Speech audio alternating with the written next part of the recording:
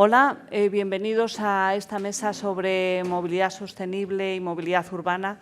Bienvenidos, muchas gracias por estar aquí. Mi nombre es Marta García, soy la presidenta del WWW-COTI, una organización internacional de mujeres periodistas, y vamos a hablar de algo que está tan presente en nuestras vidas como es la movilidad y el desafío de hacerla sostenible.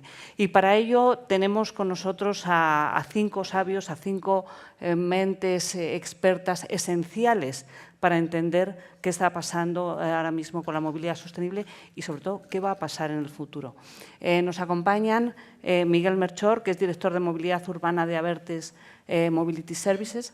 A continuación está José Antonio León Capitán, director de comunicación de Stellantis Iberia, una industria automotriz que tiene 14 marcas, que tienen prácticamente todo el mercado.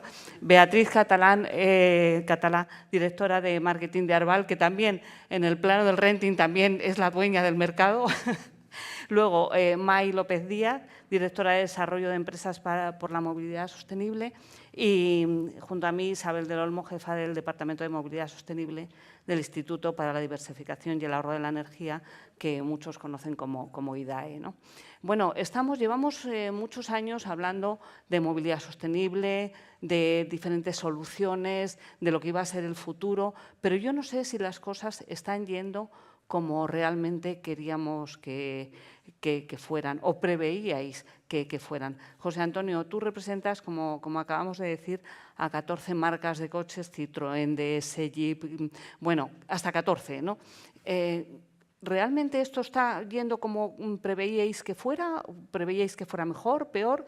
¿Cuál es tu visión? Bueno, primero agradecer a Diario.es la invitación a este foro. Bueno, el sector del automóvil está en una situación en este momento de transformación, diría que incluso revolución, ¿no? Con diferentes frentes, la necesidad, que yo creo que además, en nuestro caso por lo menos, es claramente consciente de alcanzar unos niveles de descarbonización cada vez mayores, con unos objetivos a corto plazo que están fijados en la Unión Europea para reducir el porcentaje de emisiones de CO2 de nuestros vehículos, y más a largo plazo, con ese objetivo final, 2035, con solamente vehículos cero emisiones, a lo que también nosotros nos vamos a anticipar, llegando en 2030 a vender solamente vehículos cero emisiones en Europa.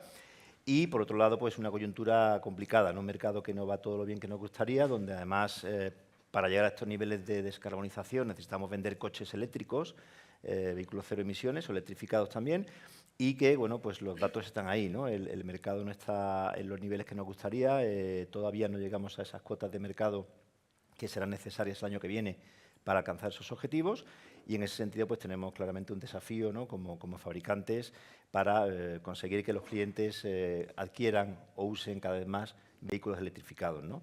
Si a eso le sumamos pues coyunturas como puede ser la competencia china y algún otro factor, pues no cabe duda que estamos en una situación complicada, pero no por ello interesante, y no por ello desde nuestro grupo Stellantis con una ambición clara, como digo, que sería el año que viene cumplir sí o sí los objetivos de CO2 que están establecidos, y además no queremos que se modifiquen ni que se deroguen, porque pensamos que sería una señal muy mala al mercado si los objetivos de CO2 que se han fijado, que ya dijimos que eran muy ambiciosos, pero que una vez que se ponen hay que respetarlos y no vale cambiar la regla de juego a mitad de partido, bueno, pues vamos a cumplirlos, evidentemente. Llevamos varios años trabajando desde el primero al último de nuestros empleados en conseguir estos objetivos, lanzando vehículos electrificados. Por ejemplo, de esas 14 marcas, 11 se venden en España y tenemos ahora mismo ya en el mercado 65 modelos electrificados, bien cero emisiones 100% eléctricos o bien híbridos enchufables. Por tanto, vamos a hacer todo lo posible invirtiendo en vehículos que sean no solamente atractivos desde el punto de vista del diseño, que lo son,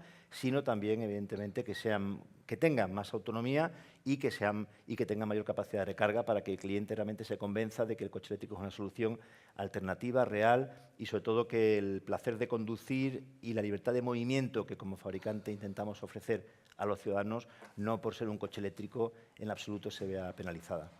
Beatriz, vosotros en Arval tenéis una situación muy real del mercado, porque en el aspecto de renting vosotros tenéis prácticamente, bueno, sois los líderes indiscutibles, ¿no?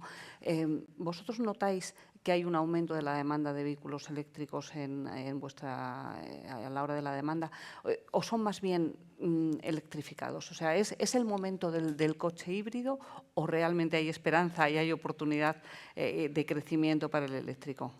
A ver, es cierto que el híbrido al final es una tecnología que ayuda a la transición de la descarbonización.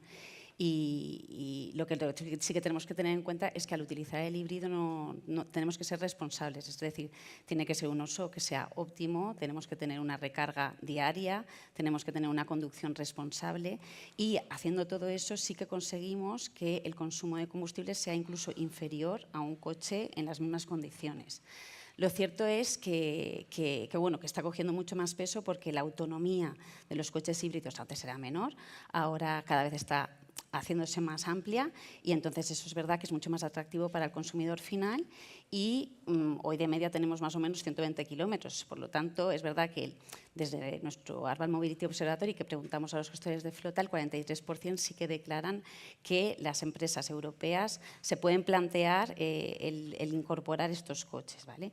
Desde un punto de vista de clientes, pues nosotros tenemos B2C y tenemos B2B.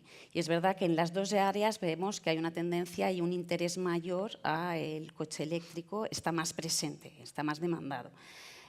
Obvio, las empresas grandes con los planes de movilidad y de sostenibilidad que están implementando, el coche eléctrico al final es una pieza fundamental para dar una solución a las normativas existentes o que van a llegar. Entonces sí que vemos que ahí hay una motivación de los gestores de flota importante, sobre todo en el ámbito de querer cambiar en el medio ambiente, o sea, con ese foco, y también por los costes que tienen de combustible. Pero lo que más le preocupa en lo que es el cambio a una flota electrificada, realmente quieren hacer una transición organizada, es decir, que no tenga un impacto en su día a día o en un coste al tener el cambio de flota. Y si miramos desde un punto de vista más B2C, es verdad que les cuesta un poco más, hay gente que sabe más, hay gente que sabe menos, pero nosotros desde Arval intentamos impulsar proyectos que les ayude a integrar esta nueva tecnología, vamos a decir. Por ejemplo, por darte un ejemplo, acabamos de lanzar con CaixaBank un proyecto que lo que queremos es decirles contrata un coche eléctrico durante 12 meses, pruébalo tranquilamente, disfrútalo, mira cómo funciona la tecnología, si cumple las expectativas que tú necesitas y 12 meses después, si realmente no era lo que esperabas, lo puedes cambiar por otro tipo de coche. Y yo creo que ahí estamos rompiendo una barrera. Y eso es pionero ahora, el poder hacer ese tipo de cosas, porque tenemos desde Arval la posibilidad de hacer un cambio. Pero yo creo que eso también necesitamos romper esas barreras que hoy el consumidor final al final tiene esos miedos y que creo que con Arval podemos romperlos. O sea, generar confianza en el consumidor es determinante, desde luego, pero eso no impide que haya todavía cierta incertidumbre y que estén surgiendo nuevos modelos de movilidad, ¿no? El car sharing, los patinetes, las bicicletas, todo esto está en las zonas de bajas emisiones, son los patinetes, todos lo vivimos a diario con todos sus condicionantes. Yo no sé desde Abertis si tenéis una visión de todos estos sistemas, todas estas posibilidades de movilidad, ¿cuál va a prosperar? ¿Cuál se va a quedar? ¿Van a convivir todas? ¿Y cómo van a convivir? Claro, porque aquí hay también muchos desafíos en esto, ¿no? Son vehículos de diferentes velocidades, circulando por las mismas vías. ¿Cómo ves el futuro? Pues es verdad que ojalá que muchas de estas nuevas políticas de movilidad sostenible que están llegando, ojalá que se mantengan la mayor parte de ellas.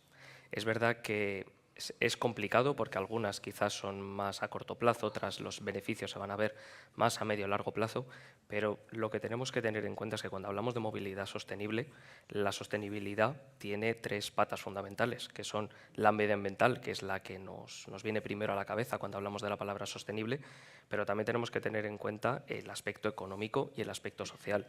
Al final, todas estas nuevas políticas, estos nuevos medios de movilidad tienen que cumplir con las tres para poder ser sostenible. Y luego hay una cuarta pata o un cuarto aspecto que está creo que por encima de todos ellos, que es la seguridad.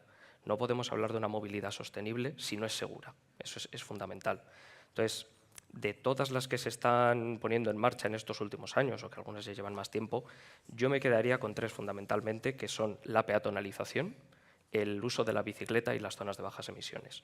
En cuanto a las zonas de bajas emisiones, no tal y como las estamos entendiendo ahora, yo creo que una forma más evolucionada, pero yo creo que esas tres al final cumplen con estas características. Desde el punto de vista de la peatonalización, el tener las aceras más anchas, no solamente calles 100% peatonales, pero el poder peatonalizar, el poder ensanchar las aceras, creo que es algo que es necesario y fundamental en cualquier ciudad. Ahora mismo, por ejemplo, para venir aquí, he venido andando y es verdad que hay tramos en los que entre los árboles, las papeleras, los cuadros eléctricos, los cubos de basura, es una gincana muchas veces pasar por la calle en la que tienes que andar con 1000 ojos.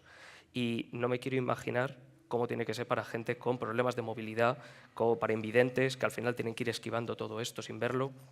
Creo que al final es desde ese punto de vista de la accesibilidad también en la que creo que la peatonalización funciona muy bien. Además, ensanchar las aceras te da la oportunidad de instalar bancos, que los itinerarios peatonales, invitar a la gente a que la ciudad sea para caminarla, el poder incluir luminarias en muchas calles que ahora mismo no están iluminadas, que también te acentúa la sensación de seguridad al desplazarte a pie por la carretera, por la calle. Creo que todo esto, el recuperar el espacio que antes tenían los coches, recuperarlo para el ciudadano, es una política que debería de mantenerse. En el caso de la bicicleta, es una forma de movilidad activa que además genera ejercicio físico, no contamina. Creo que verdaderamente es un modelo que tenemos que, ya le hemos instaurado, creo que hay que mantenerlo. Y en el caso de la bicicleta, creo que también aquí hay una cosa que tenemos que tener muy importante, que es el hecho de que también exige una responsabilidad, el convivir, como decíamos, con los otros medios de transporte. No es un slalom el ir con la bicicleta esquivando coches, esquivando peatones, que los coches también esquiven a las bicicletas. Creo que tenemos también, desde el punto de vista cívico, evolucionar a entender que la bicicleta es un medio de transporte más. Y por último, como hablaba de las zonas de bajas emisiones, creo que la llegada ha sido como muy de golpe, creo que tampoco se ha entendido muy bien qué hacían las zonas de bajas emisiones. Al final, las zonas de bajas emisiones lo que intentan es limitar el acceso a los vehículos más contaminantes para reducir la contaminación y reducir las emisiones en las ciudades. Y creo que esto es una cosa que tiene que ir evolucionando a medida que va evolucionando también la movilidad de la ciudad y se tiene que ir adaptando a ella. Ahí es donde vamos a ver que en cada ciudad las necesidades de movilidad son diferentes y estas zonas de bajas emisiones se tienen que ir adaptando a las ciudades. No hay que coger un modelo como el de Madrid o como el de Barcelona y replicarlo entre las ciudades, hay que adaptarlo. Así que yo creo que estas tres cosas son tres que deberían de mantenerse y lo más importante que hay que tener en cuenta. Individualmente estas opciones no sirven para nada, tiene que ser todas ellas, porque al final se complementan unas a las otras. Y, sobre todo, y lo más importante, tenemos que estar todos de acuerdo en que verdaderamente estamos yendo hacia un futuro más sostenible. Lo que pasa es que muchas veces esa sostenibilidad es cara. Este es uno de los retos que no sé si Mai nos puede aclarar, porque ahora mismo toda la movilidad eléctrica, tanto en bicicleta como en automóvil, como en motocicletas, pasa mucho por el vehículo eléctrico, ¿no? ¿Qué se puede hacer para romper esta barrera del precio y para no favorecer a unas clases sociales frente a otras? Bueno, a lo mejor el titular también es que la insostenibilidad es lo que realmente sale caro, ¿no? Estábamos hablando de movilidad eléctrica. Si nos centramos en el turismo, nosotros publicamos, ya llevamos el 4º informe sobre movilidad eléctrica, que lo hacemos junto con OBS Business School, donde aparecen casos de éxito, además de empresas que forman parte de la plataforma, con casos de éxito que están rompiendo barreras para la movilidad eléctrica. Y uno de los datos es que cuando hablamos del turismo, el TCO, ese coste total de operación, ¿no?, de un vehículo en comparación con su mismo modelo en combustión, ya sale a cuenta, ¿no? Luego, cuando hablamos de turismo, probablemente no estamos hablando de que ese cambio a una movilidad eléctrica sea más cara, y más teniendo en cuenta que ese análisis se hace con los precios actuales del combustible. Y no debemos de olvidar que estamos también con la COP29 hablando de cómo va a cambiar y va a incrementarse ese coste del carbono, ¿no? Y con ello ese coste de los combustibles. Luego, cuando hablamos del turismo, creo que ya la barrera del precio tenemos que empezar a hablar de ese coste por uso y no será tal barrera. Cuando hablamos de otro tipo de vehículos, en este caso furgonetas para ese transporte, sí es verdad que ahí se nos está olvidando ese coste operacional pero en lo que a poder acceder a las zonas de reparto de bajas emisiones se refiere para realizar ese reparto, ¿no? Y eso es importante que demos también seguridad jurídica a las empresas. Y esto sí es otro de esos titulares que sería interesante que se quedase, ¿no? La necesidad de tener seguridad jurídica. Las organizaciones están haciendo inversiones, están apostando, y la realidad es que esas zonas de bajas emisiones, por ejemplo, ¿no?, aprobadas en la Ley de Cambio Climático y Transición Energética del 2021, que ya llevan ya un año ya más de retraso, que en teoría tendrían que estar establecidas a finales de este año. La realidad es que de los 151 municipios que los tenían que tener ya implantadas, menos de 100 o 100 todavía no las han implantado, ¿no? Y eso va a ser un antes y un después, y lo estamos viendo, que aquellos municipios que tienen las zonas de bajas emisiones implantadas son las pioneras y las que están liderando el cambio y la movilidad sostenible, ¿no? Y que el objetivo es la calidad de vida del que vive en esa ciudad, ¿no? Y un ejemplo puede ser Madrid, que ha mejorado los índices de calidad del aire en los 3 últimos años y ahora es la capital europea con mejor calidad del aire. Y parte, o gran parte, es por esa apuesta por la movilidad sostenible. Pero también tenemos que ser conscientes de que hay otra tipología de vehículo, y ahí estamos hablando del vehículo pesado, que antes compartían los datos de cuál es el impacto de ese vehículo pesado en el total de emisiones de CO2. Y sí es cierto que el turismo es el verdadero, digamos, generador de esas emisiones, pero el vehículo pesado es el que más impacto tiene en lo que a la economía se refiere, ya que toda organización pone un producto o un servicio en el mercado para el que necesita esa movilidad, directa o indirectamente. Probablemente, no quiero hacer publicidad, ¿no?, pero en unas semanas estarán, porque yo me niego, más de uno adquiriendo productos de forma compulsiva a través de un comercio online, que más del 70% viene de China. Entonces, toda esa logística tiene un gran impacto. Y ahí sí es verdad que electrificar, estamos dando pasos. De hecho, luego Electra seguro que nos cuenta casos de éxito porque están ahí impulsando cambios. Pero la realidad es que todavía estamos muy lejos de poder electrificar toda esa distribución, y más siendo conscientes de que la figura del autónomo es clave en ese punto de la cadena, nunca mejor dicho, en esa cadena de suministro, es el eslabón débil que tiene que asumir esa inversión, y ahí sí el coste es muy elevado, ¿no? Luego, como mensaje, simplemente que cuando hablemos de movilidad y que la movilidad sostenible está aquí y es fácil, nosotros defendemos que tenemos que trabajar y seguir impulsándola porque genera unos beneficios que va en redundancia no solo de las personas que formamos también las organizaciones, sino de las propias organizaciones que saben ver y sacar ventaja competitiva de ello, pero que tenemos que ser conscientes de que la tipología de vehículo marca la viabilidad hoy en día y que tenemos que ser flexibles para que esa adaptación se vaya realizando de forma progresiva, ¿no? Comparto y tengo el honor de compartir mesa con Isabel, a la que admiro y quiero desde hace mucho tiempo, y que hemos visto esa evolución. El turismo no fue un cambio de 0 a 100, hablando de velocidad y de automoción, pero fue un cambio progresivo a medida que se generaba la demanda y se generaba también la oferta, ¿no?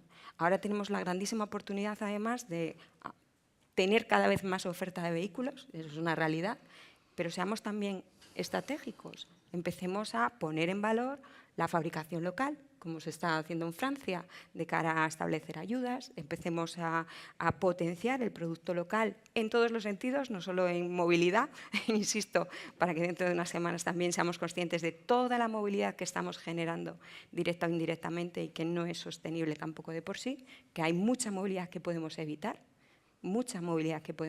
y que no genera beneficio. Eso, me compro 2 colores, 3 tallas, que la devolución es gratis, y son movimientos en las ciudades que no benefician a nadie. Y bueno, el coste, lo que es caro es, ser insostenible es lo que realmente está saliendo caro y saldrá más caro, ¿no?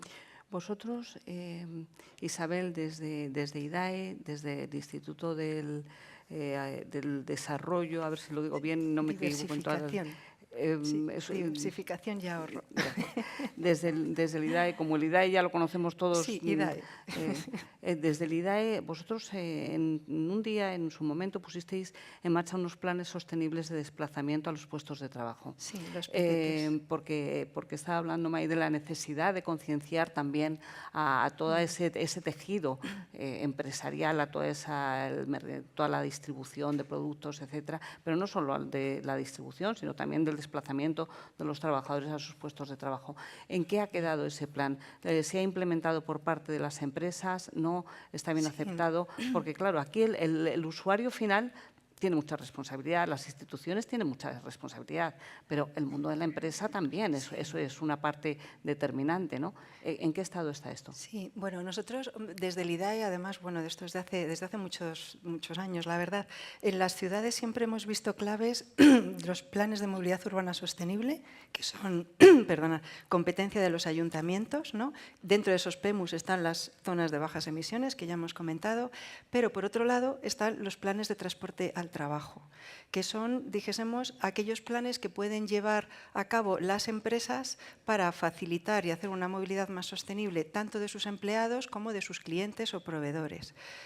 Nosotros lo que hicimos son guías, es decir, porque nosotros como IDAE somos un instituto adscrito al Ministerio de Transición Ecológica y Reto Demográfico, no tenemos la competencia ni para implantar los planes de movilidad urbana sostenible, que son los ayuntamientos, ni los planes de transporte al trabajo de las empresas, pero para poner nuestro granito de arena, dijésemos, y facilitar la labor, lo que hicimos fueron guías. Entonces hicimos una guía de PEMUs y una guía de PTTs. En concreto, la de planes de transporte al trabajo la hemos actualizado hace, creo que 2 años y medio, ya es que el tiempo pasa muy rápido, pero vamos, hace poquito, y además la hemos llamado Muévete con un plan. La hemos actualizado. Y también quiero comentar al mismo tiempo que sabéis que el Ministerio de Transportes y Movilidad Urbana, Movilidad Sostenible, es que como le han cambiado el MITMA antigua, bueno, el Ministerio, sabéis que lleva tramitando muchos años un proyecto que ahora ya es un proyecto de ley de movilidad sostenible y financiación del transporte público. Creo que en este proyecto de ley, que llegará a ser ley, esperemos, es uno de los compromisos del Plan de Recuperación, Transformación y Resiliencia, se hizo una apuesta, hay muchas áreas, pero se hizo una apuesta especial por los planes de transporte al trabajo. Y se introduce una cosa muy importante, a mi juicio, que es que pasan a ser parte de la negociación colectiva. Es decir, incluso se quiere modificar la ley del Estatuto de los Trabajadores para que estos PTTs pasen a ser parte de esa negociación colectiva, ¿no? Bueno, además, el proyecto de ley lo que aspira es también a que haya una obligación de tener PTTs para las empresas de más de 250 trabajadores por turno y además hacer un registro de estos planes y hacer un seguimiento de su implantación, porque una cosa es hacer el plan y guardarlo en un cajón, claro. No sé si Beatriz nos puede ayudar con esto, porque vosotros suministráis muchos coches al mundo de la empresa.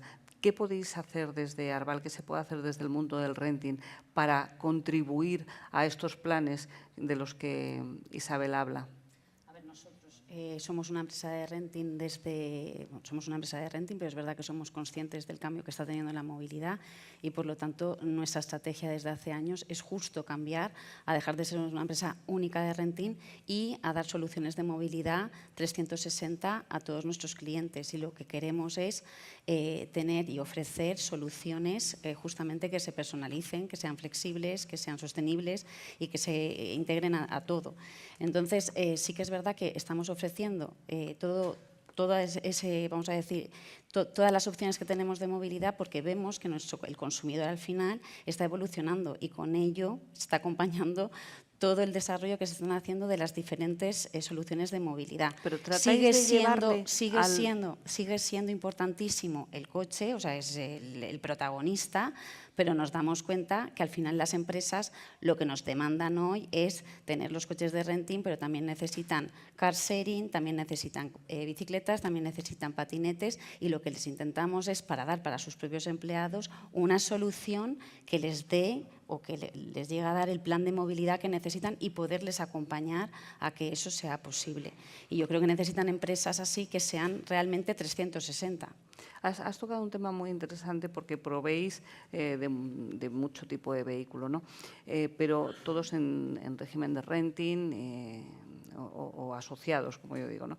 El caso es que el sentido de propiedad, o sea, la propiedad como sí está desapareciendo. Vivimos una sociedad capitalista, pero lo cierto es que cada vez estamos más con coches de alquiler en cualquiera de sus diferentes formas, ¿no? No sé desde Stellantis si esta es la vía de comercialización, si va a aumentar más el coche por estas fórmulas de a lo mejor de conducir pagando por minutos o el renting o cosas así, o la propiedad tiene todavía una oportunidad.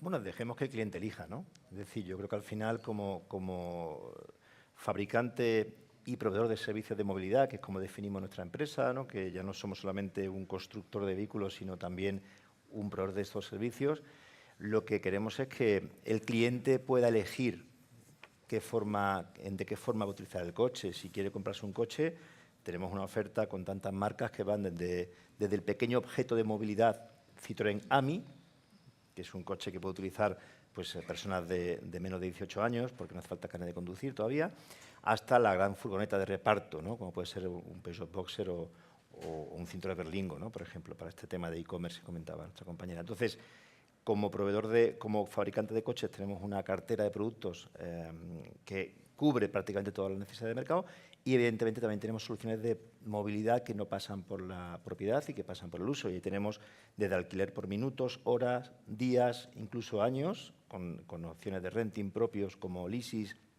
o con fórmulas de alquiler a través de nuestra marca de movilidad Free2Move, por ejemplo.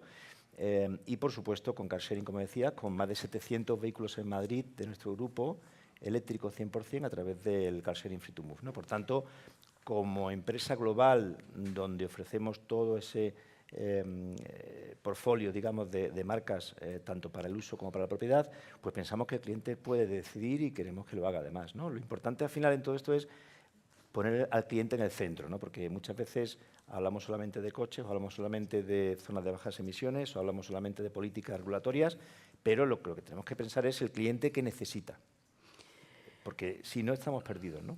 Yo veo aquí dos cosas de las que dices, son dos preguntas diferentes, porque por una parte esto supone un cambio del modelo de negocio para los fabricantes brutal, ¿no? De lo que ha venido siendo tradicional, que es la producción y la venta, o sea, que habéis tenido que hacer ahí recalcular un poco todo el sistema de funcionamiento. Pero luego me hablas también mucho del Free2Move, que es los coches de car sharing, de todo este tipo de movilidades. Pero ahora mismo todo eso está muy centrado en los grandes núcleos urbanos, pero en todas las ciudades periféricas, que son determinantes, que viven por y para esos grandes centros urbanos, estos servicios de car sharing no llegan todavía. Hay planes de que lleguen o de que se amplíen y si llegan de forma todavía muy tímida, ¿no? Hay planes de que se amplíen porque ahí hay también una oportunidad. Free2Move es la marca de movilidad, el paraguas de movilidad del grupo, donde tenemos diferentes servicios. El car sharing es uno de ellos. Actualmente lo tenemos en Madrid, en España. Podremos algún día tener car sharing en Barcelona, de nuestro grupo, en Valencia, en Sevilla, en Zaragoza. Bueno, lo dirá el mercado, ¿no? Dependerá de si hay una demanda real y si realmente la gente va a utilizarlo y depende de muchos factores que van más allá de una decisión propia nuestra, ¿no? El resto de servicios, como alquilar vehículos durante minutos, días, horas y más a largo plazo, eso es perfectamente válido en cualquier punto de España, independientemente que sea Madrid, puede ser a través de nuestros concesionarios, a través de los puntos donde el cliente puede coger ese coche, no hay ninguna limitación. Es decir, Marta, yo te diría, es el mercado, insisto, el que va a decidir o el que va a decirnos si tenemos que poner un car sharing en Barcelona o en Zaragoza o si hay que ampliar todavía más las ofertas de movilidad. Estamos preparados. Tenemos la suerte de producir vehículos eléctricos de todos los tamaños, como digo, y tenemos además el soporte de una empresa muy importante como es Leasys, que es una empresa propia, como una financiera de marca Stellantis Financial Services y como una marca de movilidad que se llama Free2Move. Por tanto, tenemos la estructura, tenemos el producto y tenemos el saber hacer de muchos años trabajando en esto, ¿no? Fuimos pioneros en su día y, de hecho, por ejemplo, marcas como Peugeot producen y venden no solamente coches, turismos, sino también furgonetas, vehículos comerciales, motos, motocicletas y bicis, ¿no? Por tanto, al final tenemos esa experiencia histórica, ¿no? Dice José Antonio León, capitán de Stellantis, que están preparados para dar el salto a otros entornos, ¿no? No sé si desde Abertis, Miguel, estáis también preparados para hacer un seguimiento en materia de seguridad y de localización de toda esa movilidad que viene.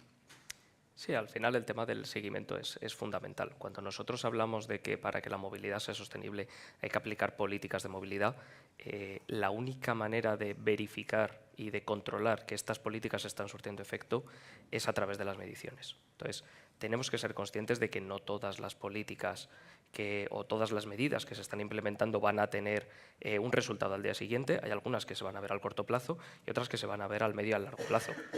Nosotros al final ahí lo que vemos es que cada vez que se decide tomar una iniciativa que tiene que unificar además el urbanismo con la movilidad, porque el uno sin el otro no se entiende ahora mismo en los núcleos urbanos, pero que cuando decimos, oye, queremos aplicar una serie de políticas o se van a aplicar una serie de políticas en movilidad, hay que establecer también mecanismos de control y de seguimiento, porque si no somos capaces de ver cómo evolucionan estas políticas, verdaderamente el resultado que están teniendo, y luego también ser lo suficientemente inteligentes como para decir, no todo lo que se instale desde el primer, o todas las medidas desde el primer momento van a funcionar. Algunas veremos que a medida que evoluciona la movilidad de la ciudad están perdiendo efecto, pues habrá que tener esa unidad de medición y decir, oye, algo no está saliendo como decíamos. Tenemos que ir para atrás, repensarlo, modificarlo y volver a ponerlo en marcha adaptado. Entonces, yo creo que la necesidad de un seguimiento es fundamental para verificar que todo esto que estamos diciendo verdaderamente va en la dirección que queremos. ¿Os apoyáis en inteligencia artificial?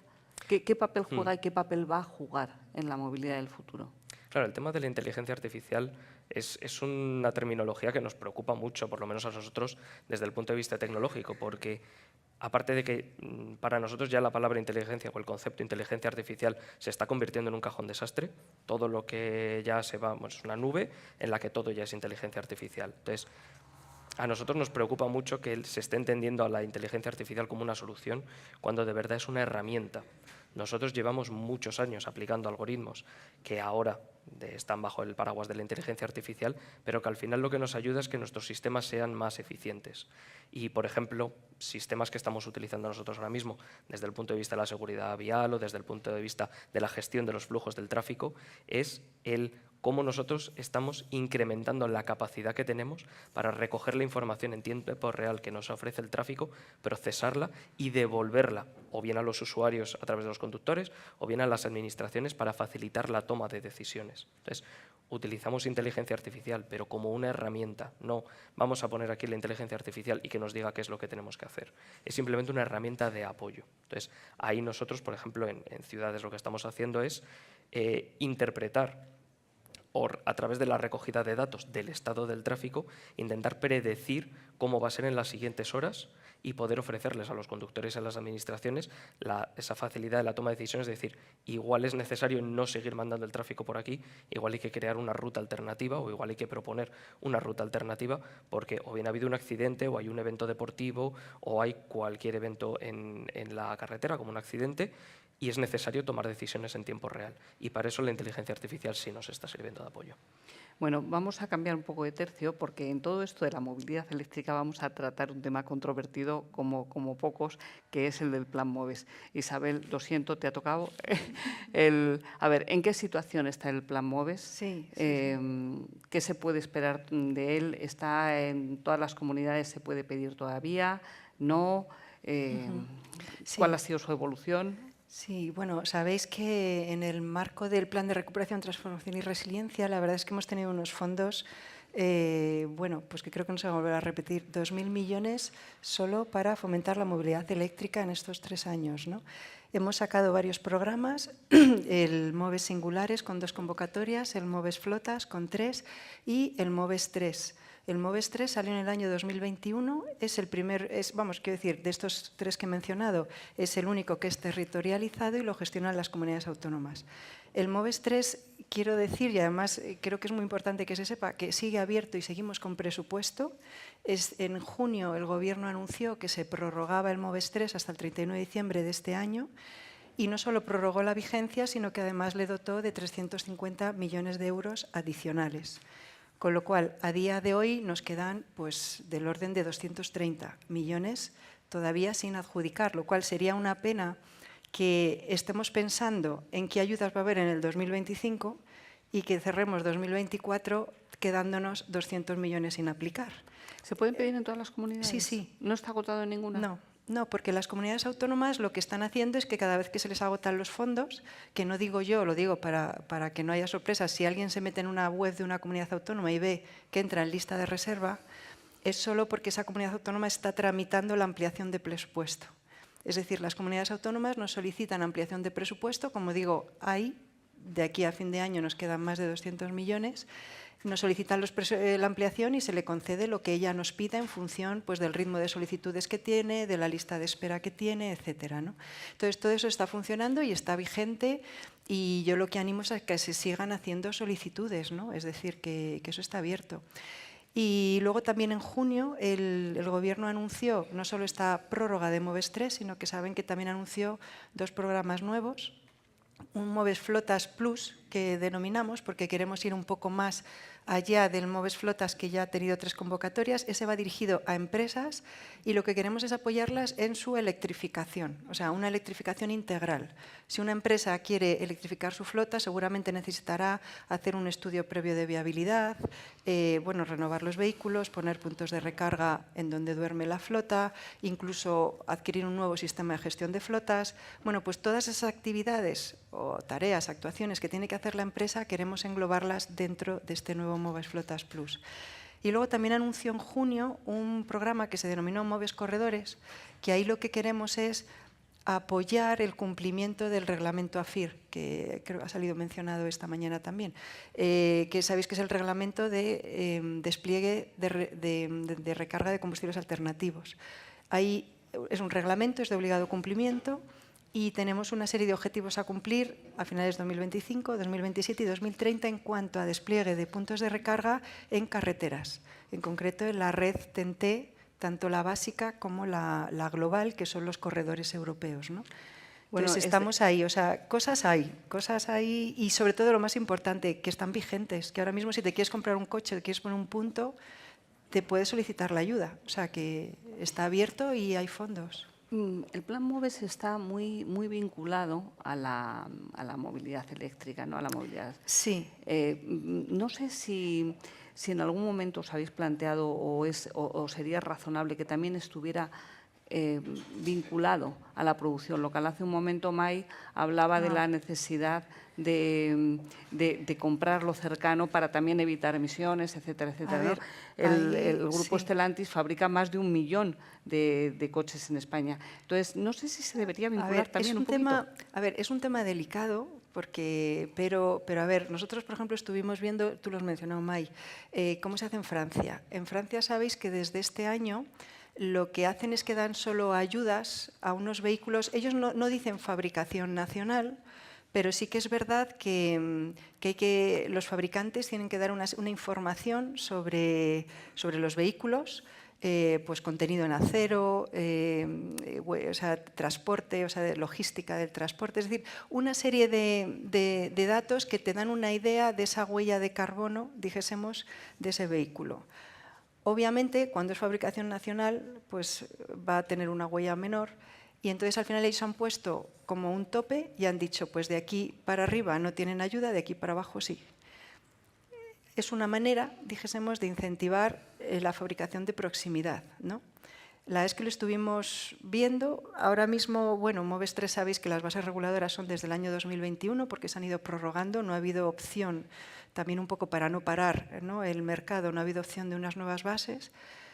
No sabría decirte si a futuro, es decir, el ejemplo lo tenemos en Francia, no sabría decirte si a futuro se va a optar por algo así. sus ventajas y sus inconvenientes. Esto ya es una opinión más personal en el sentido de que si tú tienes ya una penetración en tu parque suficientemente, dijésemos, consolidada, pues puedes, y permitir la expresión, permitirte el lujo de decir que ciertos modelos no tienen ayuda, ¿no? Porque ya, bueno, has consolidado esa penetración. En España la verdad es que todavía tenemos una penetración del vehículo eléctrico en porcentaje. Sabéis que la cuota de comercialización más o menos estamos 10-11% mensual. Tenemos una cuota todavía baja. Esto es una duda que yo planteo también. No sé si podemos permitirnos decir que de todos los modelos que ahora mismo se ofertan, ¿no? Y que la verdad es que se han incrementado muchísimo en España, los modelos electrificados, tanto eléctricos de baterías como híbridos enchufables, no sé si podemos permitirnos decir que unos no tienen ayuda. José Antonio me está pidiendo la Sí, palabra. sí. Además nos viene muy bien la opinión de No sé ellos. cómo condensarlo, ¿vale? Primero, el diálogo con el Gobierno es absolutamente fluido por nuestra parte y parto de esa base y también sin ánimo de polemizar. Está claro que las cifras del mercado eléctrico en España demuestran que el MOVES no funciona, ¿no? No ha funcionado y está claro que no consigue enganchar a la gente. España tiene una cuota de mercado de vehículo eléctrico puro de un 5%, un 10% aproximadamente si unimos los híbridos enchufables, etiqueta cero, pero es que lejos de crecer ese porcentaje está disminuyendo. O sea, este año ese porcentaje es todavía menor, que el año pasado ya era bastante bajo y estamos muy lejos de Europa. La media europea está en torno al 20% y estamos muy por debajo. De hecho, estamos a la cola de Europa en ese porcentaje de coches eléctricos, lo que demuestra que el MOVES 3, que es un plan con ayudas interesantes que llegan hasta 7.000 euros con achatarramiento y que, por tanto, realmente sí que tiene un impacto directo sobre el precio, ni el cliente ni los concesionarios lo están percibiendo como una palanca de ayuda porque es ineficiente y no es operacional. Es decir, el cliente no recibe el dinero al comprar el coche, sino que, bueno, compra el vehículo al precio tarifa o al precio en ese momento que tenga con los descuentos del fabricante y después tiene que solicitar la ayuda, la recibe un año y medio después, año y medio. Está claro que no encaja porque si encajase, insisto, las cifras sean diferentes. Por tanto, insisto, partiendo de la base de que creemos que son ayudas importantes a nivel de cantidad de dinero, está claro que tenemos que prever y tenemos que diseñar entre todos un nuevo plan para el año que viene, un nuevo plan que ayude a incrementar esas cuotas de mercado de vehículos eléctricos, porque todo el mundo queremos utilizar coches eléctricos. Yo animo a cualquiera que no ha utilizado un coche eléctrico a que lo haga. Es un coche agradable de conducir, no hace ruido, no huele, es decir, no hay que cargar lo de gasolina, no mancha las manos cuando... Es decir, es un vehículo que además a nivel de diseño cualquier otro vehículo también lo tiene y además cada vez tiene más autonomía y más rápido de recargar. Por tanto, yo creo que la gente sí que quiere contribuir a este proceso de descarbonización, pero todavía el precio sigue siendo una barrera. Y ahí enlazo con la parte de la fabricación que decía. Yo creo que hay que diferenciar lo que necesitamos de las administraciones para que nos acompañen en este proceso de electrificación, que es eso, un plan de incentivos que sea mucho más operacional, una fiscalidad diferente. En Portugal, por ejemplo, el coche eléctrico no paga IVA y ataca, por tanto, directamente al precio inmediato del vehículo, ¿no? O acciones como el leasing social de Francia, que puede ser interesante. Pero yo enlazo con la segunda parte, la fabricación. España quiere seguir siendo un país puntero en Europa en fabricación de coches. Somos el segundo fabricante en Europa de vehículos y tiene que seguir siéndolo. Y para seguir siéndolo, sin duda, pues España tendrá que fabricar también coches eléctricos, porque el futuro está ahí, en fabricar coches eléctricos. Por tanto, el acompañamiento de la Administración a nivel de fabricación está en planes como el PERTE, que ahí sí que han funcionado muy bien. El PERTE ha sido un plan que realmente creo que, al menos en nuestro caso, nos está sirviendo y nos va a servir para que nuestras fábricas se adapten más rápidamente a esa necesidad de transformación, porque la única forma de que las fábricas españolas sigan produciendo coches eléctricos y no eléctricos, pero coches en definitiva, es que sean competitivas. Ese es el reto que tiene España. España tiene amenaza por debajo y por el este. Tiene amenaza por África, donde es mucho más barato producir coches, y por Europa del Este. La única forma de que España siga fabricando coches es que seamos más competitivos o que sigamos siendo competitivos. Lo somos ahora, ¿eh? Nuestras fábricas son de las más competitivas de Europa y del mundo a nivel del grupo Stellantis. Pero claro, tenemos que seguir siendo competitivos. Por eso es importante que procesos, mejor dicho, planes como el PERTE, sigan estando en marcha y son los que nos han ayudado un poco a que nuestras fábricas se preparen, ¿no? Por tanto, son dos cosas diferentes. Cómo acompañar la demanda y cómo acompañar la necesaria transformación también de las fábricas de coches en España. En la sostenibilidad esta que todos buscamos y que estamos aquí tratando de ver cómo va a ser el futuro y aparte cómo es el presente, hablamos mucho de vehículos, pero las infraestructuras tienen un papel absolutamente determinante. No sé qué avances se están haciendo en las infraestructuras para hacerlas sostenibles. Solo en carreteras ahí hay un desafío enorme. Sí, bueno, al final, desde el punto de vista de las infraestructuras, nosotros como operador de autopistas, es verdad que vemos que, por un lado, sí que hay cosas en las que podemos avanzar, como por ejemplo la nueva generación de pavimentos, el nuevo pavimento que llevan las carreteras, ya es verdad que es mucho más sostenible, la manera de hacerlo, tanto con los productos que se utilizan, también son menos contaminantes, son mucho más sostenibles. Entonces, en ese sentido, sí que es verdad que se ha visto un gran avance. Pero un poco enlazándolo con la parte del vehículo eléctrico, es verdad que creemos que una de las partes que preocupa mucho a la ciudadanía es oye, yo me compré un vehículo eléctrico, pero cuando viajo tengo unos problemas con la parte de la recarga, que son muy grandes. De hecho, la Semana Santa, verano, Navidades, los vídeos de gente con las colas enormes para cargar el vehículo en las gasolineras o en las electrolineras se repiten todos los años. Claro, nosotros desde el punto de vista de las carreteras decimos, porque mucha gente plantea ¿y por qué no hay más puntos de recarga en las autopistas? Eso quizás ayudaría también a que ese plan MOVES fluyera, que la gente tuviera más conocimiento del vehículo eléctrico y se lanzara. Claro, para nosotros es verdad que no es tan fácil como decir vamos a poner puntos de recarga, porque los trámites, sobre todo desde el punto de vista de las compañías eléctricas, son un suplicio. Es que desde que tienes la propuesta de vamos a montar un punto de recarga hasta que verdaderamente lo puedes tener, es que los plazos son enormes. Entonces, es muy difícil lanzarte a decir vamos a poner cada X kilómetros puntos de recarga, porque desde el punto de vista burocrático, vamos a decir, o legislativo, es un cuello de botella muy grande. Y, por ejemplo, nosotros como Abertis, en Francia, que tenemos también autopistas, hemos visto que todo lo contrario, es mucho más ágil la tramitación. Entonces, nosotros, por ejemplo, allí en las autopistas, cada muy pocos kilómetros tenemos puntos de recarga. Entonces, claro, eso al final favorece que el ciudadano ya no solamente diga me voy a lanzar a la carga al vehículo eléctrico, sino decir, es que tengo muchas facilidades y me da la seguridad de que si hago un viaje, por ejemplo, vamos a poner un Madrid-Valencia o un Madrid-Murcia, que hago yo habitualmente, es que tengo la garantía de que voy a encontrar el punto de carga y no me voy a quedar tirado. Entonces, eso yo creo que es un punto importante.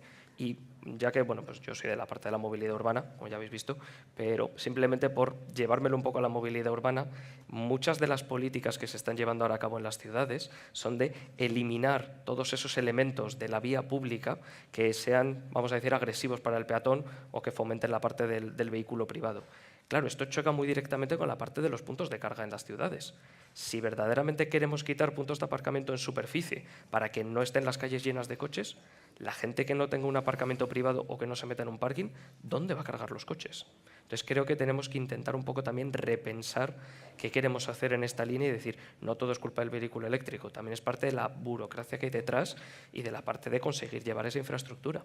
Me pide la palabra May, ya muy breve porque el tiempo ya se nos está agotando y todavía quiero a Beatriz preguntarle alguna cosa. Solo complementar que del informe OBS que comentábamos, uno de los datos que sacamos es efectivamente ese, que por un lado hay infraestructura de recarga suficiente, seguro que en la siguiente mesa nos lo dicen, y con datos sobre la mesa de uso de esa infraestructura de recarga menor de un 6%, de potencia por vehículo superior al que se establece en la normativa FIR, pero la realidad es que triplicamos, incluso cuadruplicamos en comparación con otros países europeos los plazos de puesta en funcionamiento de los puntos de recarga.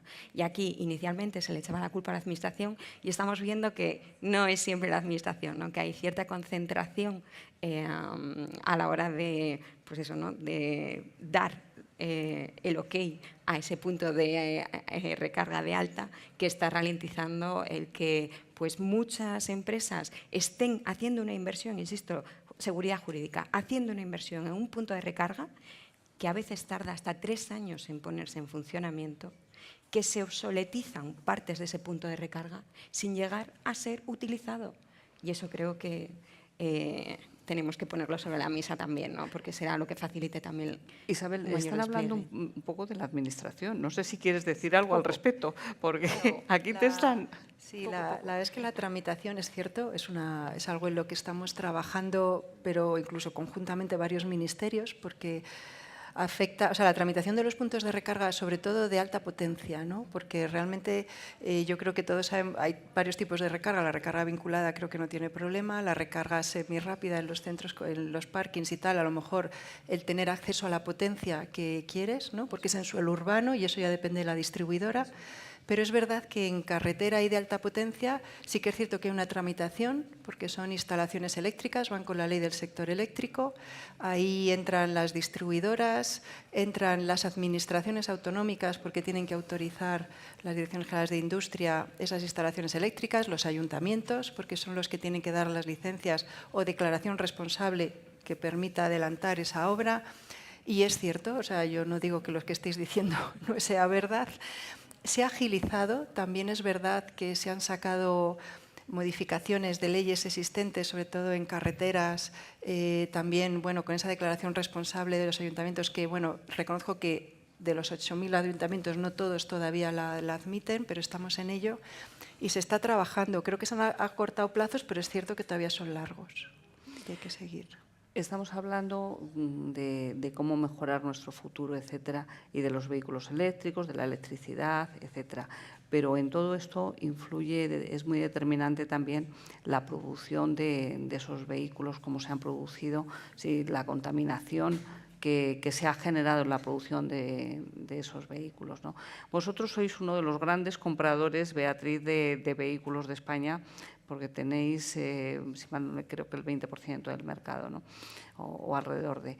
¿Vosotros comprobáis, exigís, os preocupa que el fabricante, que esos coches que os llegan a Arval respeten o aspiren a una economía circular en el proceso de producción? O sea, que la contaminación, esa reducción de la contaminación o esas emisiones cero no sean solo a la hora de desplazarse, sino también en todo el proceso anterior ese de producción. Sí.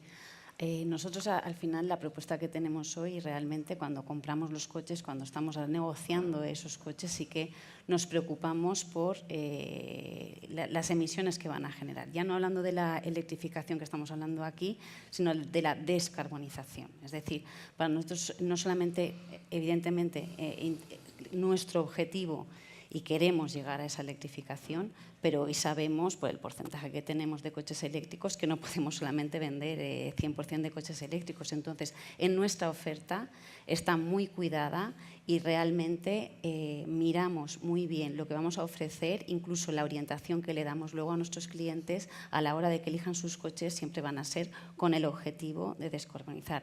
De hecho, todos nuestros coches ya son con etiqueta cero, o sea, etiquetas que no contaminan, para justamente orientarles hacia eso, porque es hacia donde vamos y el objetivo que tenemos.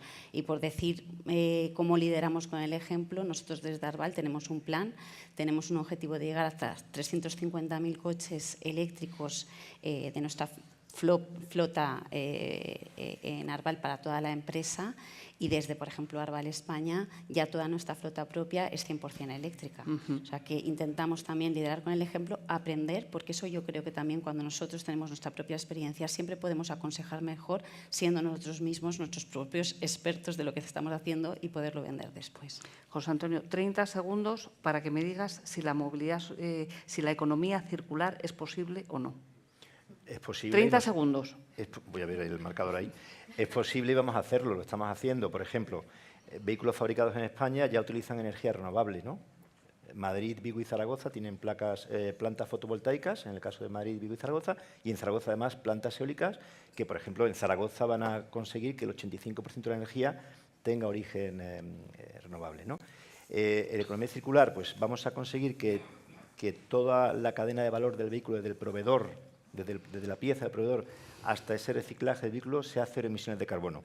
Y estamos trabajando en una línea con una business unit para que reparemos, reciclemos, remanufacturemos y, en definitiva, consigamos que todas esas piezas que utilizan los vehículos se utilicen posteriormente o se dediquen a otros temas y que la huella de carbono en el medio ambiente sea cero.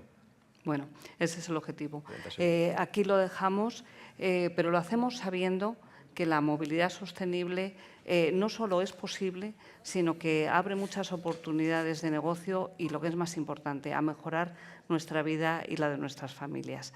Muchísimas gracias por estar aquí. Empezamos a despedirnos por Miguel Melchor, director de movilidad urbana de Avertis Mobility Services, José Antonio León, capitán, director de comunicación de Stellantis Iberia, Beatriz Catalán, directora de marketing de Arval, May López Díaz, directora de Desarrollo de Empresas por la Movilidad Sostenible, Isabel del Olmo, jefa del Departamento de Movilidad Sostenible del Instituto para la Diversificación y el Ahorro de la Energía, IDAE. Muchísimas gracias a todos ustedes también en nombre del diario.es, a todos los que nos han seguido aquí de forma presencial y a quienes lo han hecho también a través de nuestros diferentes canales, porque este tema de la movilidad sostenible, de la movilidad del futuro, no es algo que competa a un puñado de sabios, a estos expertos en la materia, es algo que nos atañe a todos. Muchísimas gracias.